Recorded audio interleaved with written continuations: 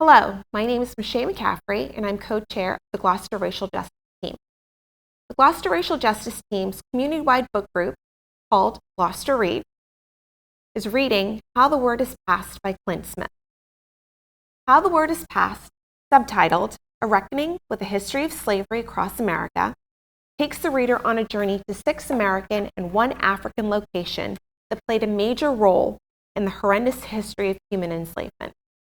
The author witnesses how the story is told in each of these locations and rigorously fact-checks along the way.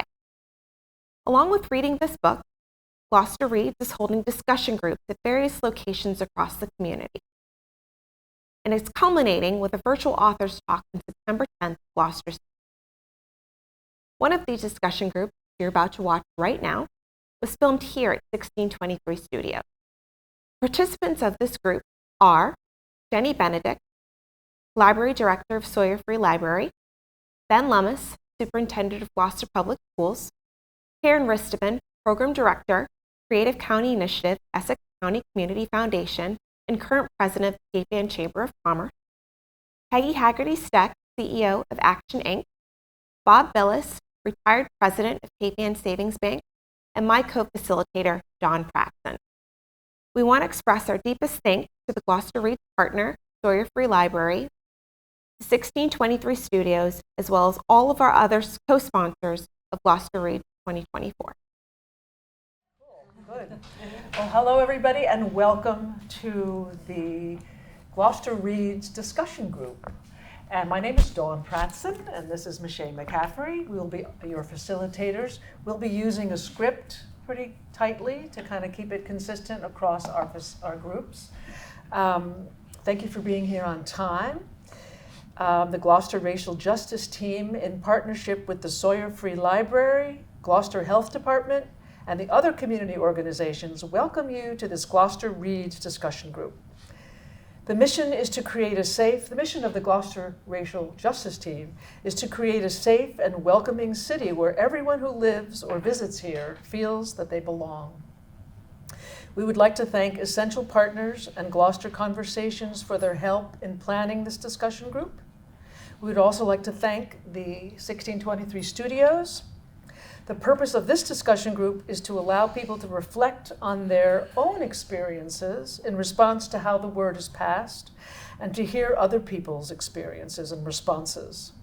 It is also to create a safe space so we can learn together without blame how to root out the biases we have all grown up with. First question. What was a story or situation in the book that altered your previous understanding of slavery or its legacy? And what impact has that had on you? Can you repeat that? Give you a minute to gather your thoughts. Could you repeat that as well? Yes, I'm happy to repeat it. What was a story or situation in the book that altered your previous understanding of slavery or its legacy? What impact has that had on you?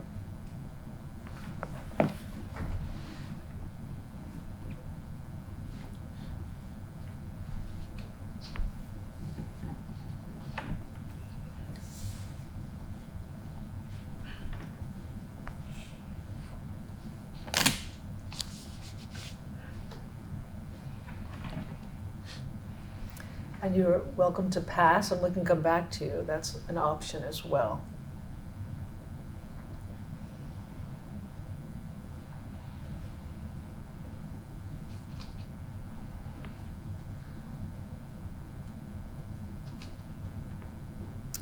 Okay, our thinking minute is about up. Ben, are you ready? No. Okay. That's all right. That's all One could think right. I was going first. Do you want us to come back to you? Please, if that would be That okay. would be totally All right, okay. Sorry, Is Jenny. anyone, how about we just say, is anyone ready to share? I'll dive in. Okay. That's fine. All right. I'll be brave. I'll start your timer, Peggy, when you have 30 seconds left. I will raise my hand just to let you know. Okay. And then when you're all done, I will keep it up. Yes. All right. Yeah. Whenever you're ready. Thank you. So I think for me personally, the book prompted me to reflect a lot on the economic transaction of slavery in it from whatever 1700 through the mid 1800s in the U.S. history, and to think about, we so often uphold as sort of models of that time period people who amassed great wealth and built the United States, built infrastructure here in the United States. And to think about that in the context of the way that was done was based on slave labor. I hadn't thought about that as deeply as I did from reading this book. And I would say the impact of that was then it prompted me to start researching deeper into Gloucester's history to see what was sort of, and there's an excellent website called Cape Ann Slavery and Abolition that has a lot of information about the history here in Gloucester. And it also sort of revealed the perspective that anyone who was involved with shipping or trade during those years was in one way or another engaged in supporting slave trade, either directly or through either fishing and feeding slaves that were people who were enslaved on plantations, whether that was Suriname or the West Indies, also the southern U.S. So I think that was a new awareness for me. Thank you. Sure. Take our 3 breaths. Breathe. Yes, 3 yes. breaths.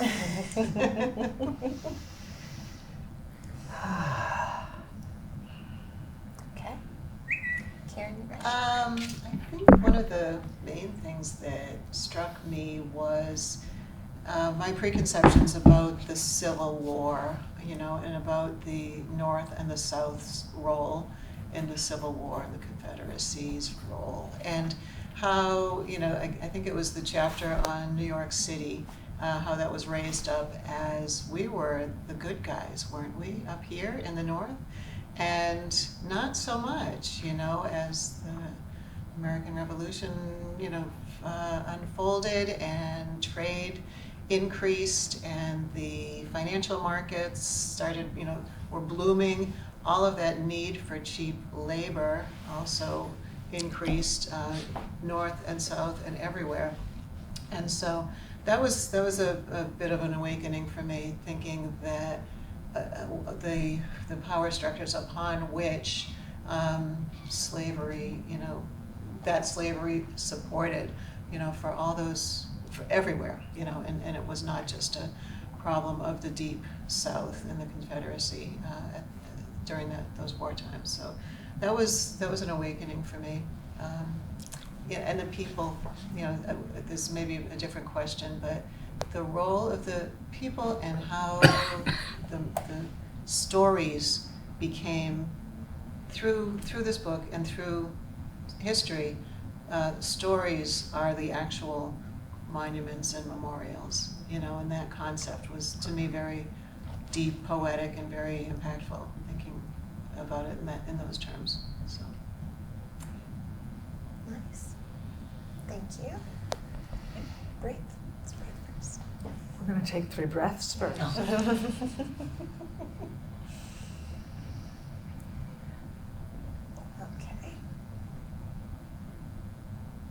I would say similarly, the things that struck me, one was just the overarching thing was how much we didn't learn, what we thought we knew, and then what was. I was a child of the 70s and the 80s, and that there a lot of this content wasn't part of what I learned through school. And I think the big things were that, and also specifically chapter around just women and children, and how folks would father a child through slavery, and then that child would then be put into slavery, and just the specific experience for women that was highlighted in one of the particular chapters. And then I think the whole idea of, wasn't the North, weren't we the good guys, like you were saying, and that slavery wasn't above a certain line in the United States, which clearly it was. And, what does that mean? And, looking, like you said, at, how did that start? And New York, that chapter was interesting, just how it came about, and then for Indigenous people, and then through slavery and how that sort of built a certain part of New York. But then there was undesirable at the time housing set aside for folks to make a life, and then that all got taken away to build Central Park, and how it's just this like drumbeat of affront after affront, like even when folks have been given freedom, was it really freedom, and when did it happen? And it depended on where you were in the country and who told you you were free, and then what you thought you could do after that. So all of that was very eye-opening, I think.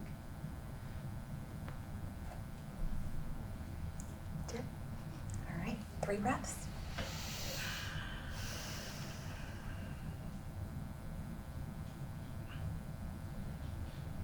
Everybody get their 3 in? Whenever you're ready, Bob. Okay. When I was asked the question, I didn't feel as though slavery, there was anything really unexpected as far as slavery or its legacy in my mind, only because I try to read a lot on the topic, and Peggy and I were talking earlier, we were influenced by that series Roots. That was the first thing that just blew me away completely, as opposed to what we learned growing up in school. And so there wasn't anything totally unexpected, but there were some things that I really learned, as far as the impact of the South on the North. And the North was just as much involved, and they benefited as much or more than the South did when it came to slavery. Basically the country was built on the back of slavery. So the other thing that really interested me was I just thought this author did a superb job. I thought he took a blank slate and he was interested in listening. He wasn't interested in spinning it in any way. It was really about listening and recording what he learned for all of us to learn. And I thought more than anything, is it Gorée? Is that how you pronounce it? Gorée Island? Mm-hmm. What was interesting to me was a well-respected museum director or tour guide, I think he was a museum director, had talked about 1 million slaves from that island being shipped over to the United States. And Clint Smith challenged that number and couldn't find anything to verify that many people had been shipped over. And so I appreciated the questioning of it. The bottom line was that it didn't matter if it was 10 or 1 million. The number didn't really matter, but I appreciated his search for the truth. Great breaths. Thank you, Bob.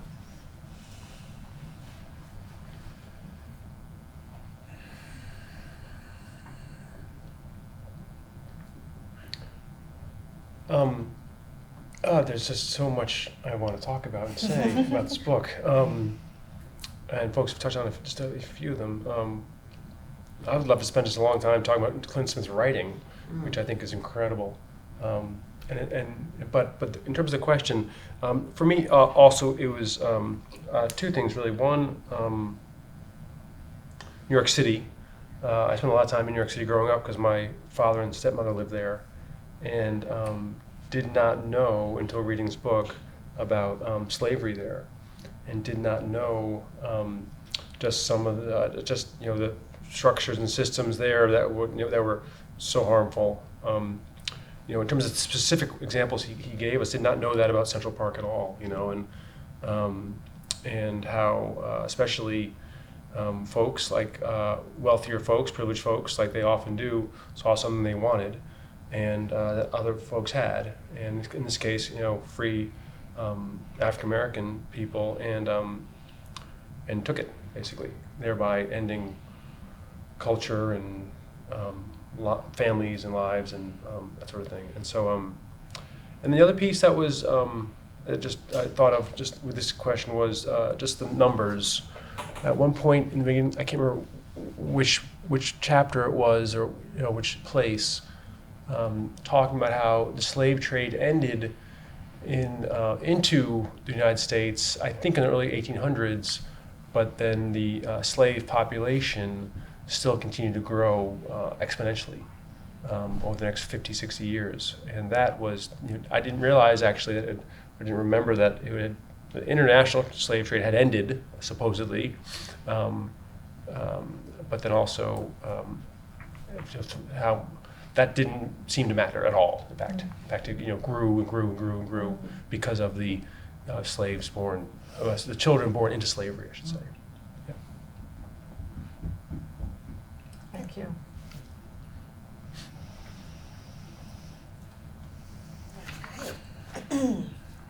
Thanks for sharing on that first question. Thanks, everyone. Question number 2. What word has been passed to you about race and slavery? Would you like to disrupt or transform that legacy? If so, what are some steps you've taken or would like to take to do so? I'm going to read it again. What word has been passed to you about race and slavery? Would you like to disrupt or transform that legacy? If so, what are some steps you have taken or would like to take to do so? I'm going to think.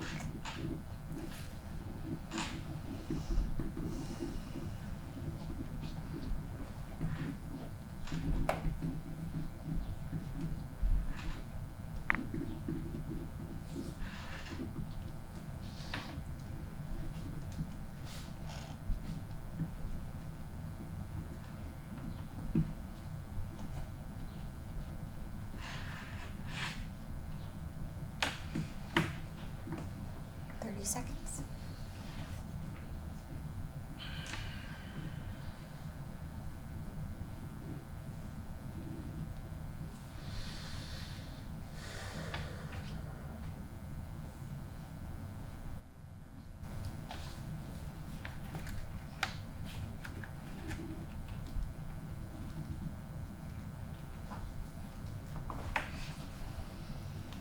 Okay.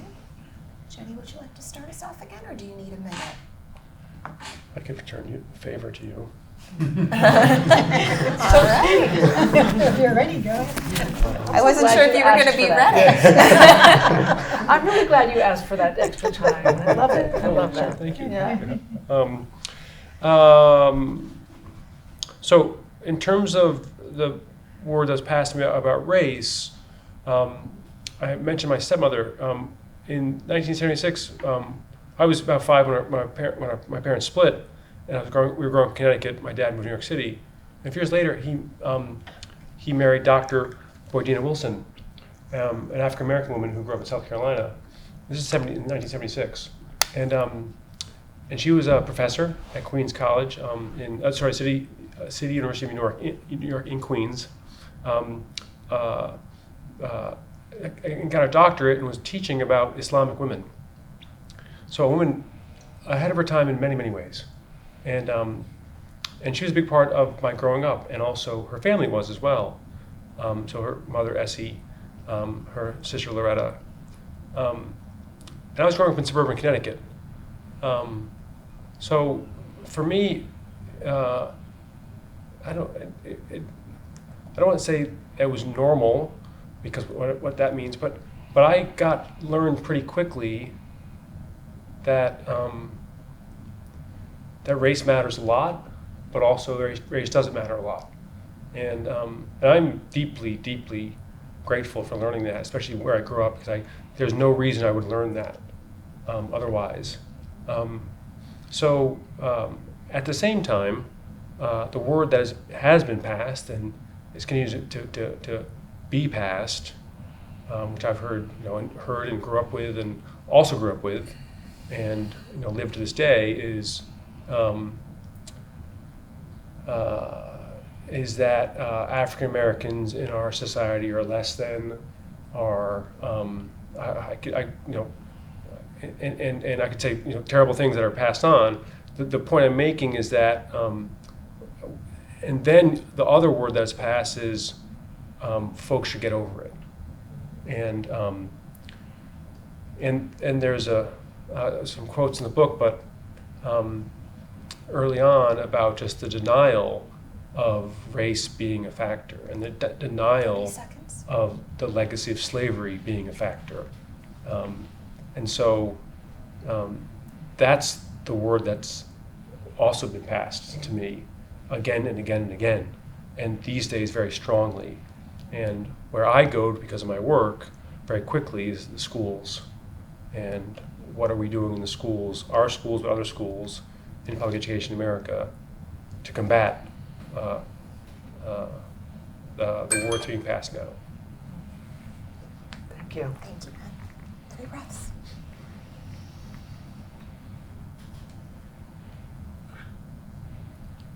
Whenever you're ready. Thank you. I think this is a difficult question to distill into 2.5 minutes. Yes, it is. So, in terms of context, in my early career, I taught freshman composition at the University of Houston, where my classes were a fourth Black, Hispanic, Asian, and white. And then in the mid-2000s, I worked in Hartford, Connecticut, where the population is approximately 35% Black American, 40% Hispanic, and 15% white. So I've spent a good deal of my career working in highly diverse communities. And when I was in Hartford, Connecticut, I think the most disturbing aspect was the increase in incarceration. And Clint Smith talks about it here. There's also an excellent Netflix documentary called Juneteenth that examines that rise in incarceration. And I think that is a hidden history, a hugely hidden history. So I would say much of my work in the public library sector is aimed at providing free and equal resources to knowledge through the library. And it is also to make sure that we have the knowledge resources at the library so that the broader community is informed about the histories. Thank you.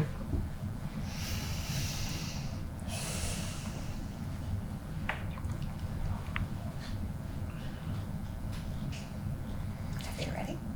Okay. The word that I struggle with is race and the idea of racism. And I really appreciated how well he articulated some of that conundrum in this book. One of the things that stood out to me was the idea that racism is a social practice. It's what an actor does. It's an action or a rationale for action. And thinking about it that way, and thinking about race as not a passive construction, as he articulated, made me think, well, then how do we talk about, difference? How do we talk about different, skin color? What then do we, what words do we use, right? So, in the work that I do, we do a lot of grant making, and increasingly we're doing a lot of grant making to Black, Indigenous, people of color, African American, Asian Pacific, and that's how we've started to, that's how we describe those communities that we are supporting. And I don't know if that's right, either, but that's what we have. But the book made me think differently about how the idea of racism and the constructs that we've grown up with are the impetus to thinking about race as a thing. It's not a passive thing, but it's come from our actions. And where does that leave us as grant makers, as supporters of arts and culture, of all the things that we do? So it's a struggle for me, and it's a really interesting place to be. And this book really helped kind of focus some of my questions around that. So. Thank you. Great, thanks.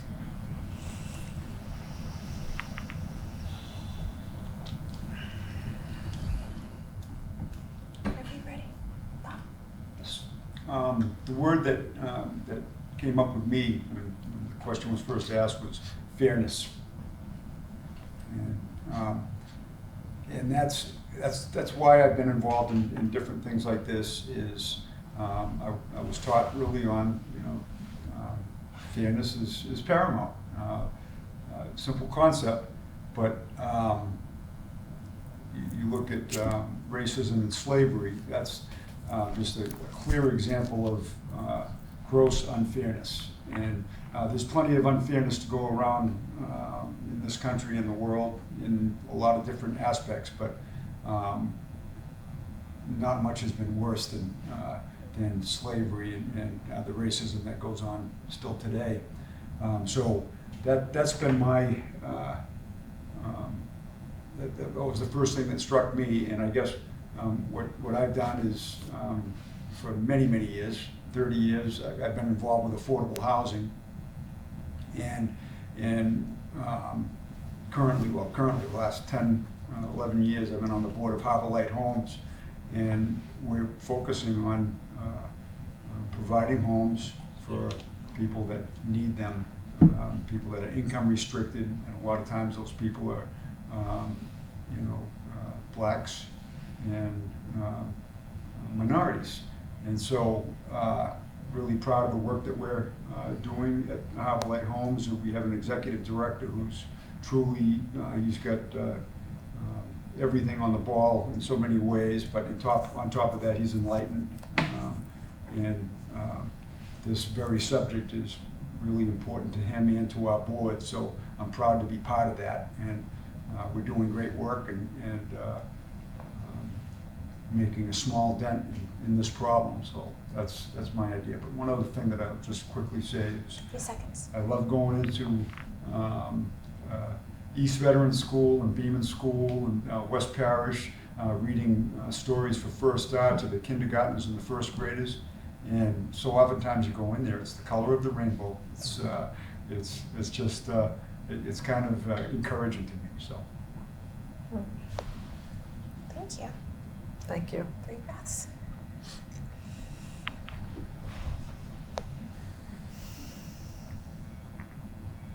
Whenever you're ready, Peggy. If I think back about how the word was passed, not really directly, but as a young kid, I grew up in a city just outside of Boston. My grandparents were immigrants, my parents grew up in the city, and I remember watching the news as a young kid and seeing the violence around busing. And it had a big impact on me because I couldn't understand it, and it was so scary to watch. And I think, there's something about how jarring that was, because it's like, these are kids just like you, and they're just going to school. And so that had a big effect on me as a kid, because I spent a lot of time still in and around the city because all of my relatives were there. And so I think the one thing that broke through some of that noise at that time is my grandmother in particular, who was an immigrant herself, came over at 16, very young on her own, always had the most generous mind, spirit, kind woman. And, you know, she would just always talk about, you know, how does it matter, how we're all people and everyone should treat each other the way they want to be treated and all of that. And I think, you know, as you get older through the work, I've always worked in human services, focused on, you know, marginalized populations, particularly folks experiencing poverty. And you see it over and over again, you know, every data point you look at. Why is it that folks that are non-white versus white, why is it always worse? Every health indicator, every housing indicator, you know, it's like the impact of the history of slavery, how that fed into poverty, how that fed into certain policies and practices that have set us up in the way we are. It's not through personal failure, it's more systemic choices. And so, like with affordable housing, I guess the way that I try to disrupt it in our own work is when you hear people saying things that are basically very thinly shrouded comments that are really about, well, who's going to live there and where are these people coming from, you know, to try to use those moments to educate and open people's minds. Thank you. Great sharing happening tonight.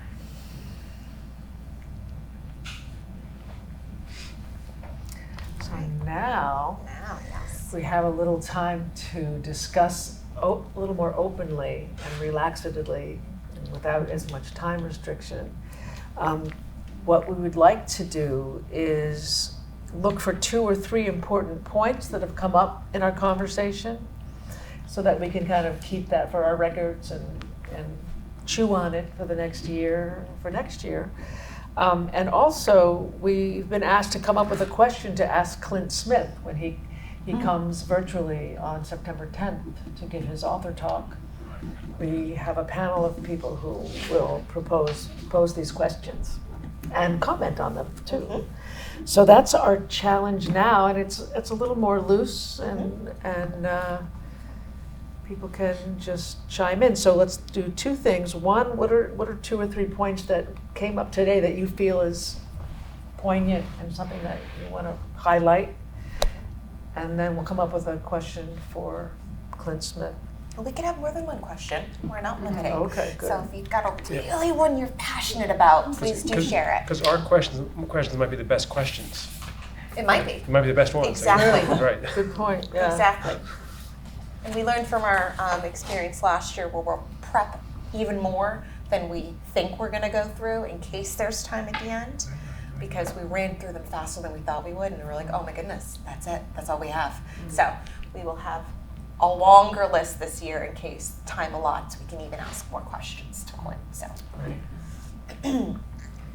all right, you can start harvesting whenever you're ready in terms of themes. Harvesting, I like I that. just want to be clear, I'm not checking email or surfing the web. I took notes on my phone. Just be clear about that. No one's judging you. No one's judging you. I can see why you would, and you could actually, but We but could, that's what, if yeah. people do But, that, right, yeah. yeah. Anyway, that's where my No notes, notifications my notes have are. come through. I Right. can vouch for you. Okay. It's not pinging. Thank you. No, it's not. I thought it was interesting the way he ended the book, just talking about, he went through each, you know, he talked about how there were many places to choose, how he chose certain places, but with each experience, there's still a gap. You know, he's just talking about Yeah. each one, so I think it just points out the educational aspect of it, that there's so much that's not passed along, and that even for him, after this whole experience, there remain these gaps. So I think, you know, that seems like a place where we could focus on how do we bring more of these things into people's reality and kind of close some of those gaps, and the challenge that it brings, because some folks in certain parts of the country have certain fondness for nostalgic reasons related to family, and that it absolutely clashes with what the reality was. And then there's a human, on the human nature side, a desire not to believe that it wasn't the story they've been told all these years, and that it wasn't, and that it wasn't really about slavery, that it wasn't really about certain things. So I think part of that is to accept that is to accept a lot and all the shame that goes with it. So I felt like that's what he was doing a lot. Like he had really great conversations with people that had very different perspectives, and trying to really get at, you know, their point of view and where does that come from, and where does that not connect with what certain things that are just factually known. So I thought that was a really big piece of this, because it is based on this, and how will we continue to try to pass the word collectively, individually, so that that historical knowledge starts to shift for people. Another good point. Very good point. Would anyone like to respond to what Peggy said, or build upon that, or change it? I would just say, with the point that she made, I had to write this down. History is what you need to know, and nostalgia is what you want to hear. I thought that was great, and that came through with the entire book. Yeah. I thought, and I would just say, congratulations to the racial justice team and your partners for putting this on, because in my mind, you know, the important point is you're getting that word out, and the more you're educating people, the less ignorance there is. You can look at it that way, but it's great that we're doing this, and it's great that the word is getting out in so many ways, and that just has to continue. And appreciate what you're doing. Thank you. Thank you. I'd be interested to ask him, or ask ourselves, or ask experts what the psychosocial situation is between dehumanizing a person or a whole population of people, and utterly relying on them and their intellect and their ability to work, you know, and learn and procreate at the same time. What is that made humans able to dehumanize other humans? You know, what is the psychological or psychosocial construct, you know, that allowed that to happen from, you know, zillions of years ago? I mean, even before the American, you know, experiment in it. But, you know, what is what is that internal driver that allows that to happen? I think that is so thought-provoking. It keeps happening. It keeps happening. Yeah. You know, that was the basis of the Holocaust and Hitler's views. So it absolutely was the othering of, you know, the Jews and then a lot of other folks as well, right? LGBTQ folks and on and on. And then today, you know, much of our politics is about the very same thing. Yeah. You know, dehumanizing people, othering people. But what is, well, your question, from what I heard, was what is about humans that, you know, makes us do this, or makes us susceptible to other people, you know, fooling us into believing that, you know. But it'd be a lot for Clint Smith to have to answer that question, but I'd like to ask it to him. So I think that's very thought-provoking. I might add something too, but boy, I don't know which one to add. There are a lot. Well, one thing I think, which is a sort of a, I'll get to one that's a little more sort of concrete, but this one's a little more, I don't know, abstract maybe. This is on page 266, if anyone cares. Young Ada, she was one of the students. She was one of the students from living on Goree Island, if I'm saying that correctly. She said, "We shouldn't forget slavery, but we can forgive." And I thought, first of all, wow. And then so then the question is, what are the ramifications and benefits of forgiving and not forgetting? So what are the ramifications and benefits of forgiving and not forgetting? I don't know the answer to that question, but Ada really, for me, just struck a chord there. I think. May I build on that? Oh yeah, of course. Yeah, please, please. Because I was very interested in the Gore section of this book. It's probably, it's one of the places that I haven't visited. I've been to many of the other places that he writes about. And I was interested in the transaction of Goree Island, because in order to purchase slaves, there also has to be a seller. Mm-hmm. And getting at this idea of forgiveness is you have to be able to identify who it is you're forgiving. And for me, that's where my mind went into, okay, this transaction that happened. Yes, there was a willing buyer to bring slaves across an ocean to a place they'd never been, and put them into a workforce and keep them there. But who were the sellers in African territories, and what were their motivations and benefits, and who how did they amass those people and get them on the ships to go? So I felt that piece of history was still a bit hidden, but I felt like they were part of, if you're going to at some point be able to lay the history to rest, that's a piece that would need to be known. So like, what about their story, so to speak? Yeah. Okay. I would love to add, so on page 199, I don't know who this was. It was a Galveston Island chapter, and she was talking about, oh, I know, it was the woman who got the students involved in telling the history, I think it was, or interpreting history of Juneteenth, or when the original recognition of Juneteenth. And she said that society doesn't give young people enough credit and doesn't engage them with the seriousness they deserve. She believes, and she said that she has proven in her work, that if you give young people the tools to make sense of their history, you're giving them the tools to make sense of themselves, thus fundamentally changing how they navigate the world.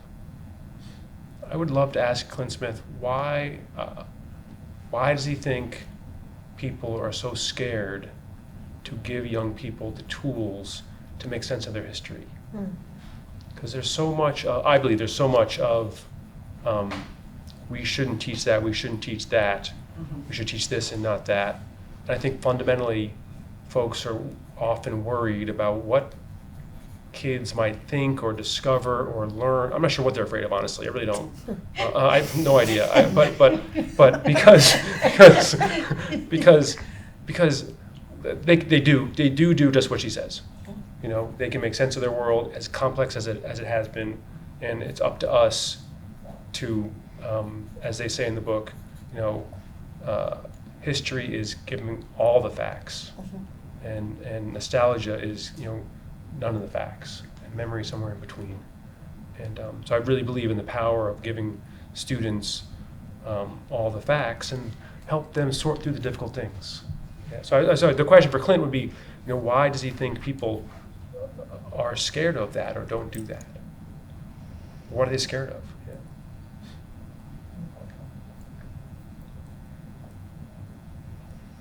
Just to make sure I'm getting the question. Oh.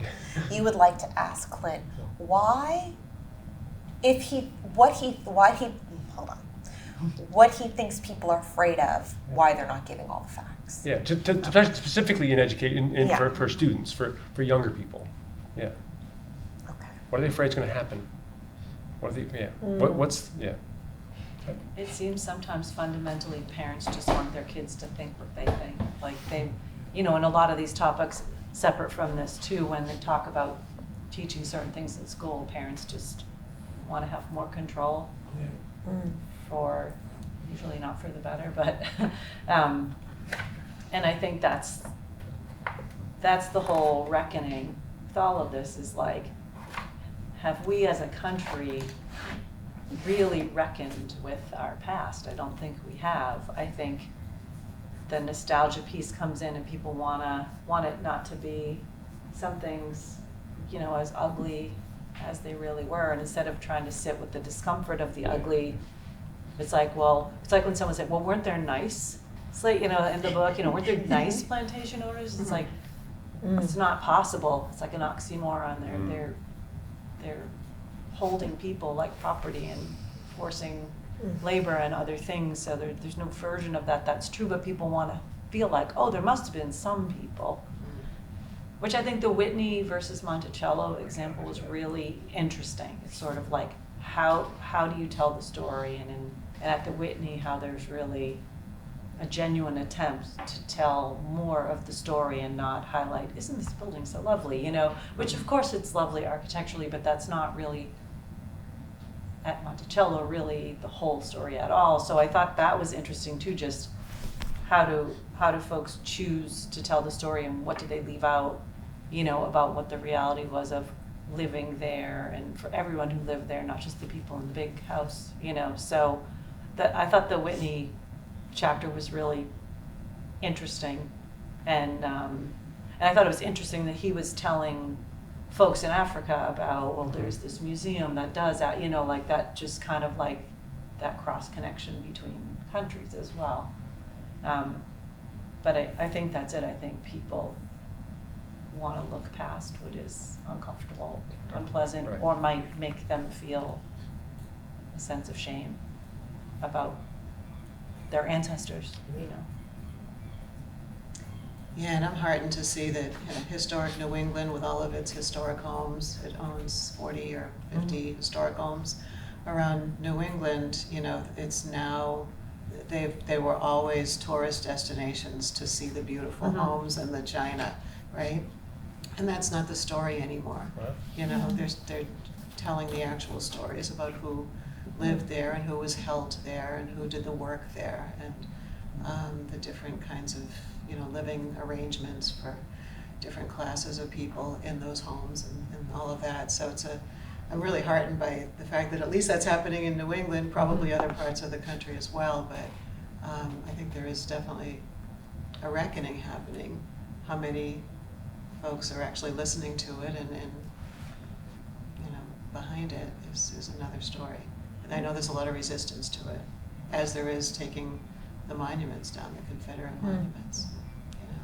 Well, it's interesting too, just when they looked at the visitor base at Yeah. both, Yeah. you know, predominantly white at Monticello, like becoming less so at the Whitney. So it's sort of like when folks are asking the question, well, why wouldn't people want to come here and see this? And again, not understanding that for folks who may have had ancestors that were slaves, this is not what people want to see, because again, it's not an accurate representation. It's not acknowledging the life that folks lived there, the contributions that were made toward why certain structures were even possible to exist, you know. So that I thought was really interesting too, sort of like who goes to see those, and what's the story they hear when they go there.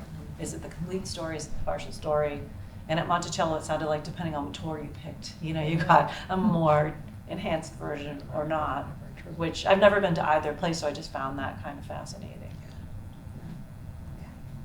Yeah, I did too. There was the one tour guide who basically told it like it was. And he was somebody who was in the service for 30 years, and he told it like it was. And at one point, Clint Smith thought that he was going to be softening up on Jefferson because the tour guide said that he gave gifts to his granddaughters.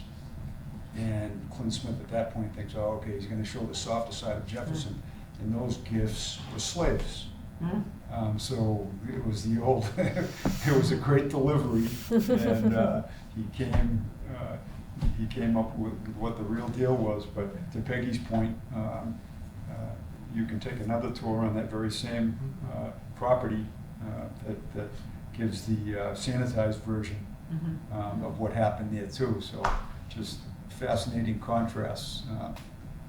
It was interesting that in several of the different places, the Whitney, the prison, you heard the stories as they were, and you heard the cleaned up version. So still happening. And every plantation tour in America, which is could be the Whitney. I mean, and if it's not being if it's not the Whitney, then it's missing a whole gigantic piece of the history of that land. But people make choices. You'll never go to a tour again without thinking about this, I think. Yeah. All right. Now, we've done a good job of kind of harvesting our themes, and we have one official question thus far that Ben proposed. Any other questions? There's another, I think, from Karen. What is psychosocial construct that allows people to dehumanize other people while also assimilating and depending upon? And, Okay, yeah. I do have that. I Yeah, didn't usually. cross it around, highlight it. Okay, there we go. If you can solve that one, you can solve war. Yeah. I know, right? It's got to be a simple answer to that, I'm sure. somewhere. Appropriating is the word I should have said. Appropriating, not assimilating. Okay. Any other thoughts? Anything you'd like to share? In general, or I've got a lot of In thoughts. general, we're open. Because we have two questions. I Yeah. want to make sure I Oh, more I questions? Yeah. let people I'm noodle not a always good little with bit. questions. I'm always good with Sure. think questions. a little bit Yeah. if they have any additional questions, and then we can open it up just a little bit more because we do have a little bit of time to do a little bit more discussion if you guys would like We to. go Yeah, sure. until When are we going till? 3? I thought we were going until 2:30. 2:30 would make more sense. Yeah, I thought we were going Good. until 2:30. 2:30. Okay. I think there's maybe an interesting question to him around, because he's an educator, and revisionist history is something that concerns us currently with current events that are happening in our country. And how does he view current events and the way those are captured and recorded, and what can be done to make sure that, yes, that they are fair and true to actual events rather than revisionist perspectives. Huge challenge. I'd be curious to. So what would his recommendation be? Yeah, Okay. I'd be curious to hear his thoughts on that.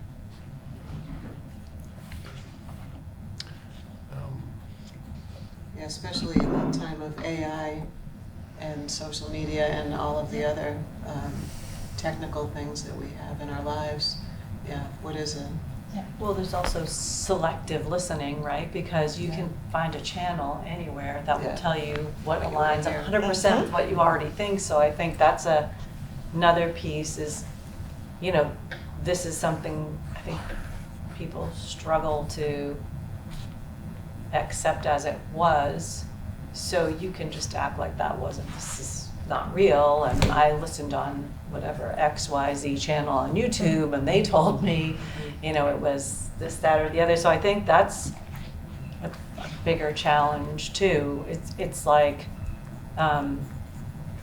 people already kind of shut themselves out to different ideas or different points of view. So how do you break through that to help people think differently about what they thought was known, that it might not be exactly how someone told you it was or what you read in a book before, and that things evolve. And I think we're just all collectively starting to just go like this with information. And so especially something that is difficult to reconcile with maybe who you thought we were as a country from the time you were younger based on books you read or things you experienced or things people in your life told you. So I think that takes more of an effort, and I think people's effort is not there now to explore different points of view about any topic, So that's the question, how could the word be passed now, given all of that? Yeah, You know, what's best, you know? it's more How can the difficult word because it requires Yeah, okay. multiple platforms Right, and all, right. you know, as compared to say, whatever, 20 years ago. It just Mhm. seems like it's much harder to get people to think like, oh, gee, I might want to change my point of view on that. I used to Right. think X, but I've taken in this new information and I'm shifting my thinking. I think it's hard for people to shift their Where's, thinking on where's the things. trust in it? Yeah. To actually be exposed to things that are counter to what they already believe. Mhm. And because of that exposure, that learning, that exposure, Yeah. then actually learn something different, learn something counter what they're bought into, sort of thing, right? Yeah. I thought I'm just going to read this from 289. There are a few different parts of the book where someone or Clint Smith himself seemed to just capture all of it. And this is a paragraph that I'll just read. It says, the history that I think is incredibly powerful. I think it sort of gets to the heart of what he was trying to do. And the history of slavery is the history of the United States. It was not peripheral to our founding. It was central to it. It is not irrelevant to our contemporary society. It created it. This history is in our soil. It is in our policies. And it must too be in our memories. Just, I read that, I noted that, and I read it out loud because there's such a denial. I believe there's such a denial that the legacy of slavery either exists or it should still be impacting things. But when you add that to Jim Crow laws and redlining and housing and just say no, 3 strikes you're out, those are all the legacy of slavery. And so I feel like reading that and the economics of it all, as we described, the economics that founded this country and made it as wealthy as it is, they all come back. They really do come back to slavery and the benefits that this country and and ourselves, and then how do we have more people learn that, accept it for what it is, but not in a way. And he also talks about not teaching in a way that causes despair, teaching in a way that helps to build something better. And and just I think you can't, and it's hard to. I believe it's hard to build something better if you're not honest about the way things are, and I think one of the way things certainly are, as he captured, and I agree with it, is just that slavery really is, whether I like to say it or not, it underpins so much what this country's become. Yeah, well said. And in good ways and in awful ways, Both, yeah. Would that be a question for Clint? I'm wondering Yeah, if the question yeah, about how do we pass the word now while not contributing to mountains of despair. I don't know if he has a thought about Mountains of that. despair, mountains of reaction, or mountains of anger, Shame. Yeah, the there are a shame, lot of right? Yeah, emotions. yeah, right. But I think that's true until You have to you have go some, through that process. You can't I would say. go forward, Right. It's like You gotta acknowledging things is hard for people, right? That's human nature, but I mean, to Gotta feel- culturally or collectively, like as a society, acknowledge it. I mean, some things have been done here and there, but it's like we're really not getting where we need to be, and I think that's the big block, because people can sort of say, oh, well, what's really the whole, like, it's like a glossing over or shining up of something to make it not as bad as it was, because it's too hard for people to accept that that's who we were. Whether it was before our time or whatnot, it's like that's who we were as a country. Those things happened, and it has had implications for many, many decades since, and I think that's just a hard thing for people to accept. Mhm. But it's real, and there's also people that like to deny. I'm sure there are people that deny slavery, just like there are people that deny the Holocaust and other things, but, facts are facts, and I think that's where things kind of sit now. I think there's just a mixed You know, not everyone's kind of on the same plane about what it was and what it wasn't, because there's still all these battles over symbolic things and not really like recognizing what that symbol means for other people. Right. You know, just because as a kid you were in some parade and that was the flag that was, it doesn't mean it's okay, it just means you didn't know, you know, but now that you know, you need to do better, you know. Thank you. Is there a question in there? I just want to make sure I'm not missing it. We want Clem to give us the magic answer. I don't think anyone has it, but if Yeah. the more we talk about it, we might get there. Yeah. Well, it sounds like it relates to this question of how do we teach this without feeling too much despair, and then the question, but we have to kind of feel some of that crap, and we don't want to. We got to feel need to feel uncomfortable. That's not something. really Yeah. a question, is it? No, Yeah. no, it's okay. I was just confirming that I wasn't missing one. We do have a few minutes left. Anyone else who hasn't shared that? Just, would like to? you know, the whole idea of monuments is interesting to me because, you know, at one time I remember thinking, okay, the Confederates, they represented what was wrong with this country. But having read a few books about the Civil War and whatnot, you know, Robert E. Lee was portrayed as a great general. Yeah. And, you know, so many great generals with him and other soldiers and whatnot. The Confederates were brave. And so the whole idea of the people grew up with these monuments of Robert E. Lee, Nathan Bedford Forrest, whoever it was. And that was culture to them. You know, they might have been great soldiers, but as Clint Smith pointed out, Robert E. Lee was not only a slaveholder, but in many cases a slaveholder who broke up families and could demonstrate cruelty.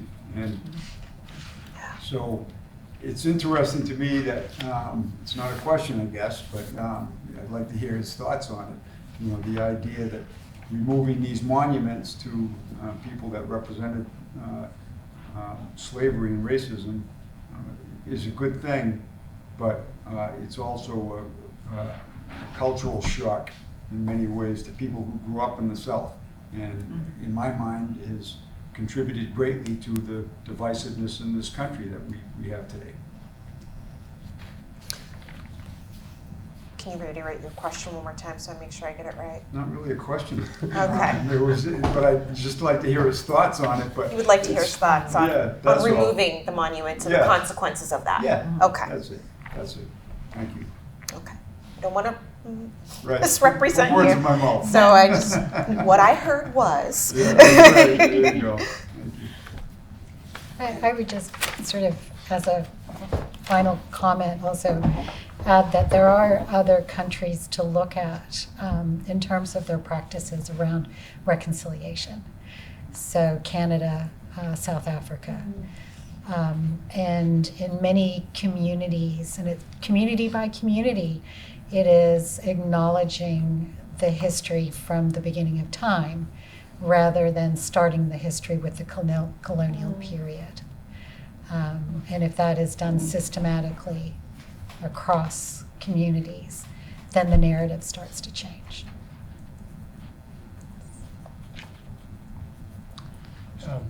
Along those lines, he actually finishes the main part of the book by saying something that you made me think of. He says, at some point, it is no longer a question of whether we can learn this history, but whether we have the collective will to reckon with it. And I feel like that's what you're talking about is, you know, will we reckon with it? You know, Canada, I'm not familiar with how Canada has done this work, but I'm a little more familiar with how South Africa has. And but the word reckon with it, the phrase reckon with it really strikes me. Yeah. Okay. On that note, I would like to thank everyone for coming and participating and reading the book and being part of this really rich discussion. So thank you, Karen, Jenny, and Bob, and Peggy. And just want to remind everyone that if you feel like chatting about it more, there are more discussion groups. You can go to the Fort Sawyer Free Library website and sign up. We'll be having them all the way up to the Authors Talk on September 10th with Clint Smith, and that will be at the Gloucester Stage Company. So we would love for you to participate in that as well if you are available. Hopefully one of these questions makes the list. I know the person making the list, so you've done a good shot. I have a couple and- things too. Oh yeah, go Yeah. ahead. Yeah. So we would like to ask if you might be willing and able to be part of a focus group in the fall to talk further about ways that we can move forward in our community. Would you be interested, would you be willing? Let me just do a check. Yeah. Ben says yes. Absolutely. Maybe. course, Jenny absolutely. says yes. Let me put you on the spot. I was gonna chime in, but you owned up to it. Cares. Absolutely. And you can always change your mind. Yeah, we haven't picked a date yet or anything, so we will reach out to you at that time when Checking we have a date. everyone. Yes. Okay, how can a retired guy say no when the schools is saying, yeah, I'll jump in October? Yeah, of course. And the other thing is that Yeah, I can there's, pass it around. oh, you have Yep. this. So she's going to pass around the QR code for you to do a little evaluation online. Oh, okay. Did you like it? Did you not? Yeah. Did you have enough time to speak? Did you not? Uh-huh. We're constantly So- making edits and Did a tweaks, great so we'd job. like to Yeah, get it your was feedback. wonderful. Yeah, it was great. Okay, Pass that around. yeah, that's it. Thank you so much. Thanks a lot. Yeah. Thank you both.